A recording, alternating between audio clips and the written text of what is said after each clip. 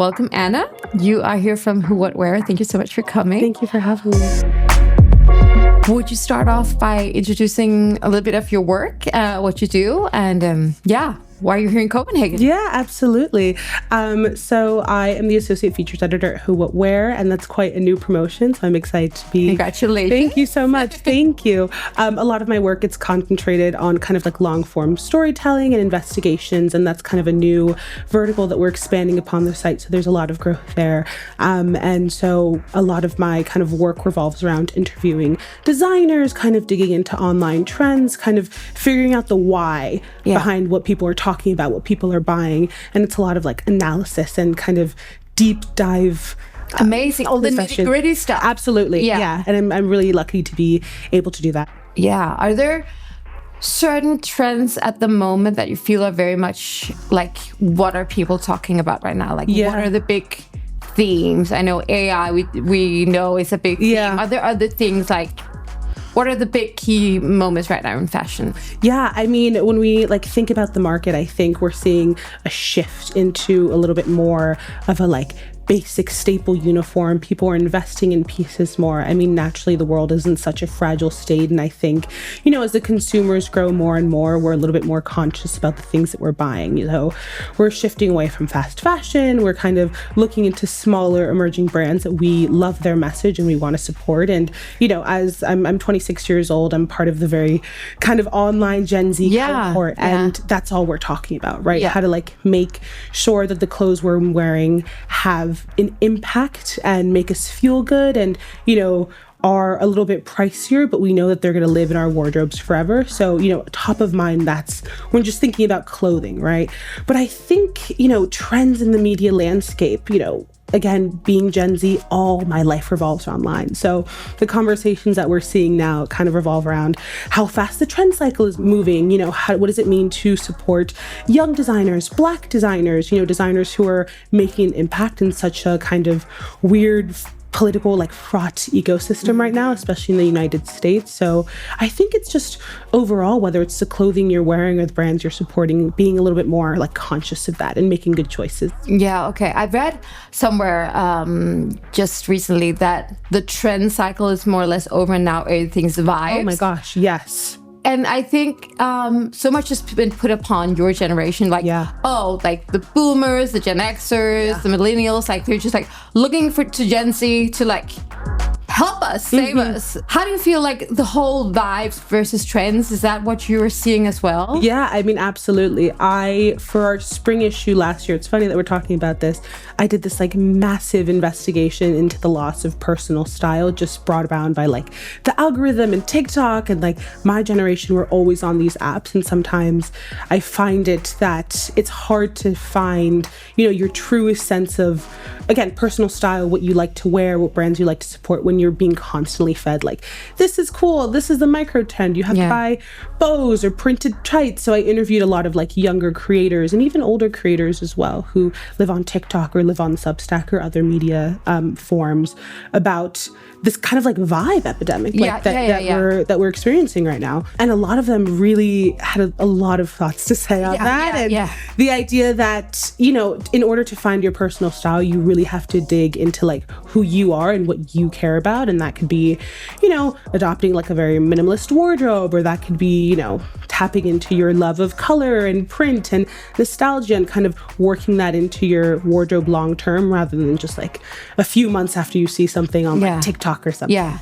And even that lends into the whole conversation of being more conscious about what you're buying. But it's definitely like a vibes epidemic. And we're seeing that through TikTok and Twitter and all these forums. Which, I mean, TikTok in the US right now, that's a whole different conversation. Different podcast. But I mean, you know, that ecosystem for sure plays so much into Gen Z's obsession with constantly being on the cutting edge of trends and what's talking about online. So do you think there'll be some sort of backlash like we've seen, like the Tmos, like the extremely fast fashion things?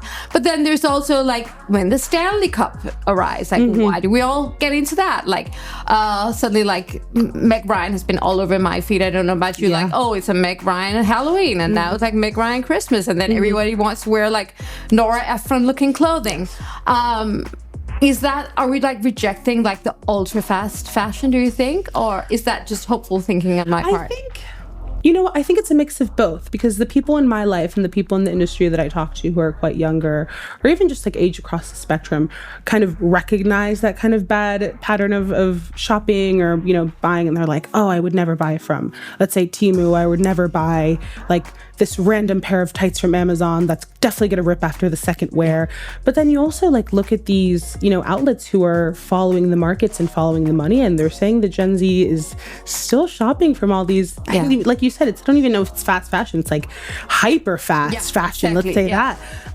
And so I don't know. I think part of it is wishful thinking, but let's see what the future leads. I think more and more education, especially among the fashion space, is becoming more commonplace. And again, that's just people becoming a little bit more conscious, and that takes outlets like Who What Wear, that takes, trade shows like CIFF where you can meet the designers. Because that's what I'm thinking, maybe that, like, because we're so, like, overwhelmed by digital input, maybe like trade shows, like CIFF, like, what have you noticed coming here, talking to the designers, meeting the brand? What have you noticed? Absolutely.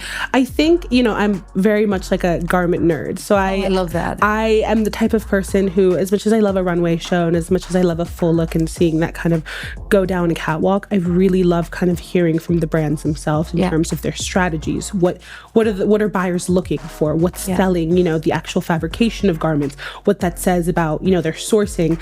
I think that's really fascinating. And I think that, CIFF is one of the first trade shows that I've ever been to. And I think that being exposed to that and having those conversations, not only about, like zebra coats are super cool and trendy now, let's make an entire collection out of zebra. It's more like, well, we're seeing zebra be bought at this massive department store, and we're seeing, our buyers aged 20 to 30 like really dive into prints, and so we're producing this and another one. The strategy and the brains behind it I find so fascinating, and you wouldn't be able to do that anywhere else besides CIFF, I think. Amazing. Have you noticed anything that is significant about Danish, Scandinavian style that differs and that might even appeal to like the US market? Yeah, absolutely. So it's funny, I've been talking to some buyers and some press and just influencers at shows, and the minute I say I'm from New York, they're like, oh my God, New York is the best. And then I respond with, oh no, I don't think you realize everyone in America is obsessed with Scandinavians. Everyone. Scandi style, the minimalist aesthetic, or on the other side, this kind of fun, vibrant, kind of personal style that I think the Danes do so well, or, all throughout Scandinavia. I think that when it comes to the appeal of like Scandinavian or Danish fashion in the United States, everyone in the US at some point kind of looks a little bit similar. And I think, walking on the streets of Copenhagen, walking down all the vendors at CIFF, you see everyone have a very specific vision of who their customer is, why they're buying, the trends that they're interested in, or the pieces that they need in their wardrobe. And so I think the fashion here feels a little bit more, again, we're touching on the theme of personal style, but truly it feels a little bit more personal and authentic rather than just like a cog in the trend cycle, if that makes sense. Yeah, it does, absolutely. And that might even make into like a more sustainable way of shopping. Absolutely. Because if you don't buy into, oh, this is trendy or this is of the moment, but this is unique to me, or this is something that I want to preserve. If we say some of the people watching this are not as secure in their style as you are, obviously, I love your coat. Thank you. What would be like investment pieces you would recommend for the upcoming seasons? Absolutely. It's funny that you say that my personal style feels so me. That's something you have to develop for years, you know? Yeah. I think there's almost this like trendiness about personal style, right? Yeah, and everyone wants to feel like their wardrobe like does the heavy lifting for them. When I think it's the reality, you have to kind of figure out the actual pieces that you see yourself wearing in 20, 30 years. For me, that's, those are things like really good quality denim or, amazing tailoring, like jackets and coats and blazers, but almost with a fun twist. So like this, for example, that I'm wearing is actually a Danish brand, Baum und Yes, that's correct. That's correct. And it's from, I believe, not their last collection, but the collection before. So let's use this as a perfect example. I'm someone who loves kind of great tailoring, a great shape, but I also love a little bit of like a twist, right? So this has this beautiful zebra pattern. Feels a little bit more like fun and playful and witty, and that's something that I I feel like I express in my own personal life, right? A little bit traditional, but with a little bit of a twist. And so when I think about, you know, what people should be buying, I think that they have to discover like the shapes that they gravitate towards. Let's say, you know, my best friend, she loves a mini dress and she has like 15 different mini dresses, and she asks me all the time to go over to her apartment and help her kind of sort through. She's like, opens her wardrobe. She's like, I have nothing to wear. I feel like I have no sense of personal style. And what I always tell her is like, you know, pick the piece that you like the shape of the best, or the color or the print, and see what you like about that. It could be that you love like the color red. So perhaps like investing in more things that are red, like a red coat or a red blazer, or like a red pair of shoes, something that you find yourself really attracted to. But when you buy those pieces, make sure that they are, you know, fit into the rest of your wardrobe. So she could buy, let's say, a pair of like red ballet flats that are really well made and from a wonderful designer. And I mean, they don't even have to be designer. They could just be a price point that feels accessible but still well crafted, if that makes sense. And expand upon that instead of buying like 3 pairs of like red ballet Mary Jane flats with like one with a bow, one with crystals, one with it. Just like find one hero piece that you really, really care about, and expand upon that. So, you know, when someone asks me like, how do I find my personal style? How do I build that capsule wardrobe? That's the advice I would give. Just think about your closet and figure out the pieces you like and almost build upon that, if that makes sense. Yeah, and create like a red thread that works out. Sure. That could be like red buttons, or that could be like red shoes, or like a red bag. But, you know, buy the one thing. You don't have to buy 20. Amazing. Final question. If the Danish designers would want to like enter the American market, what would be your number one like piece of advice for them? That's a really great question. I'm curious, because when you ask that question, I think about like the Danish strategy. So I've heard, you know, from so many of the vendors and brands here at CIFF asking this as well.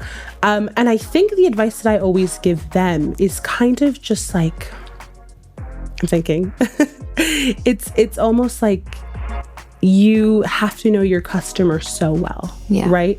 And I think that a lot of the American consumer, frankly, is looking elsewhere. It's such a competitive market space. We're obsessed with Scandinavian style. Like, I do truly think that what they're doing here translates so well to a US audience, because all of my friends that we talk to, again, the idea that everyone looks the same, we're looking for brands and we're looking for companies that we want to put our dollars behind. We want to. So staying true to their DNA rather than like mainstreaming everything to suit.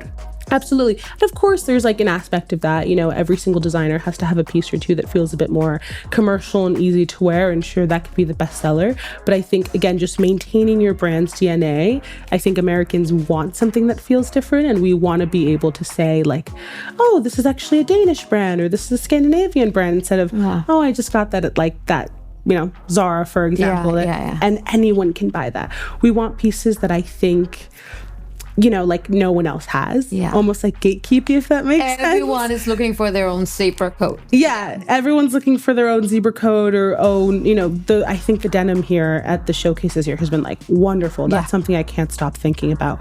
Like, everyone wants a cool pair of jeans, and like, sure, you can find that maybe perhaps a bit different at like one of those fast fashion retailers. But again, like, people want to be able to say, I love this brand and I found it when I was in Copenhagen and I bought this pair of jeans and now I'm obsessed with them and they're coming to the US and like, you should buy it too.